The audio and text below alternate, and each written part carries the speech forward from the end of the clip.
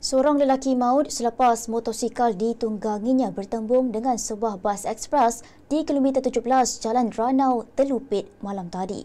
Dalam kejadian kira-kira jam 10.20 malam, mangsa berusia 21 tahun dari Kampung Lasing, Ranau disahkan meninggal dunia di lokasi akibat kecederaan parah pada kepala, badan, tangan dan kaki. Ketua Polis Daerah Ranau, Superintenden Mursalim Mahmud berkata siasatan awal mendapati mangsa menunggang motosikal dari arah Nalapak menuju Kampung Lasing sebelum bertembung dengan bas ekspres dari arah pertentangan. Impak kuat pelanggaran menyebabkan mangsa tercampak kira-kira 17 meter dari lokasi kejadian dan disahkan meninggal dunia di tempat kejadian.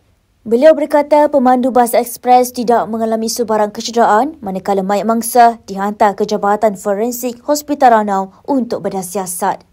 Kes disiasat mengikut Seksyen 41-1 Akta Pengangkutan Jalan 1987.